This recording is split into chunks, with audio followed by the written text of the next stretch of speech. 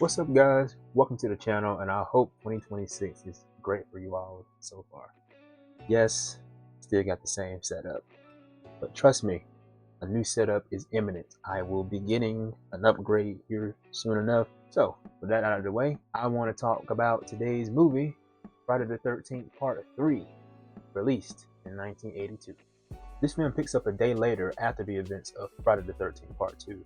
And we're following a new group of teenagers at a nearby cabin, or I guess lodge, if you will, Higgins Haven. The main final girl of this film, Chris Higgins, invites her friends, close friends, back to her, family's cabin after a traumatic event she suffered or experienced years ago. This movie is the 3D extravaganza of the franchise, as this movie is filled with so many 3D shots. Some of them work for me. Some of them are kind of just there for the effect, but there are some cool kills filmed in 3D in this one. And at the box office, this movie performed like crazy. With a budget of $2.3 million, this movie pulled in $36.7 million at the box office, and it made $9.4 million in its opening night. It was the second highest grossing slasher film in 1982, behind Poltergeist, and it briefly knocked E.T. at the #1 spot at the box office too. So take that, Steven Spielberg. So let's get into it. As far as what I liked about Friday the 13th Part 3, Jason's look here.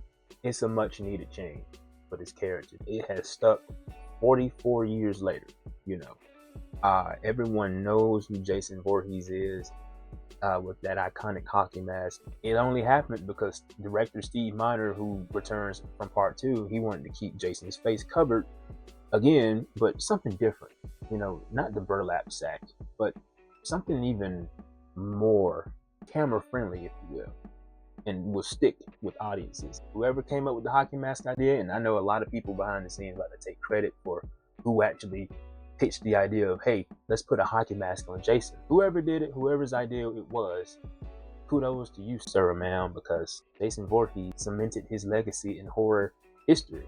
And sticking with Jason, Richard Brooker as Jason Voorhees. His performance is amazing as well. As good of a job as Steve Dash did in Part 2, Richard Brooker takes this character on a whole new level. His physicality here, adding a sense of like brute strength to this character. Jason in this movie is powerful. He is a force to be reckoned with. Richard Brooker gives it his all here in this movie, as Jason. And I just touched on him. The kills in this movie, the ones that use the 3D effect, they are memorable and some all-timer kills in their own right. You have the death of Rick, Chris Higgins's lover or boyfriend, I guess. But anyways, when Chris and Rick come back to the cabin and find everything like just disarray and just scattered and no one's to be found, everybody's gone. They split up. Chris is inside, Rick goes outside to check something, and get that shot of Chris, calling for Rick, and she steps outside the cabin and she's looking, and the camera pans from her, and you see Jason holding Rick, holding his mouth and holding him out of the sight of Chris as she's on the porch. And she goes back inside. Then Jason lifts Rick's head up and crushes his skull. You get that effect of the eyeball popping out towards the camera.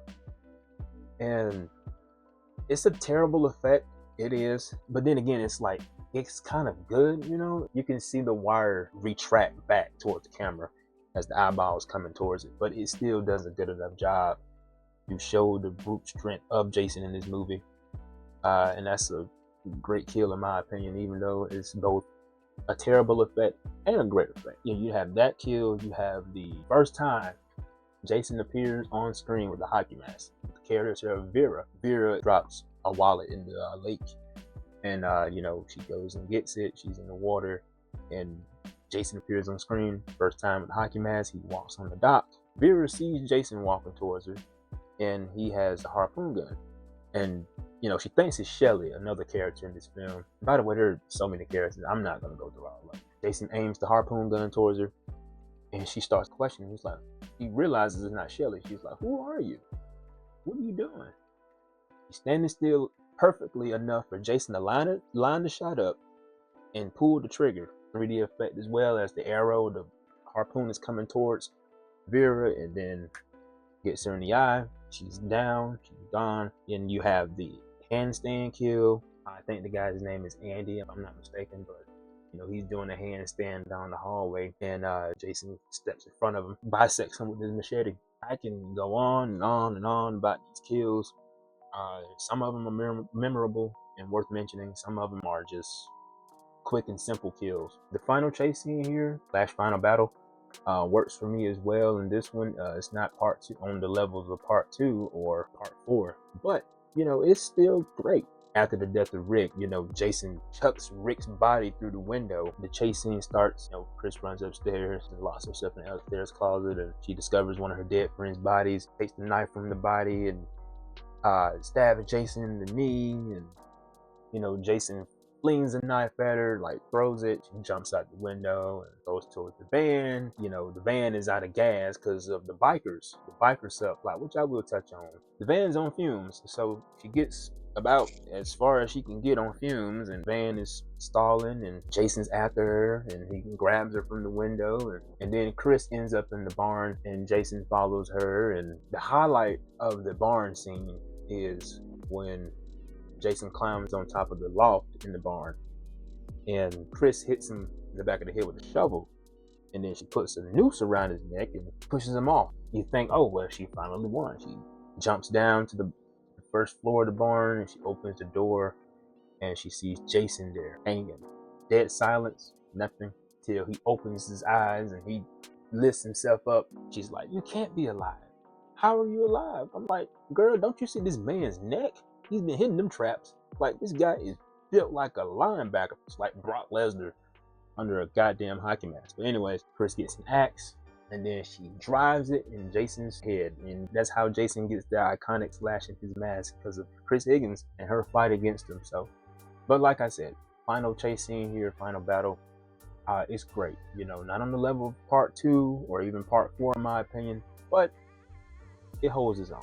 And sticking with Chris, she brings a little bit of backstory of her own. Like I alluded to earlier, she was once at Higgins Haven with her parents. She's telling Rick about her trauma and what happened to her in the woods. When she said to Jason in the barn,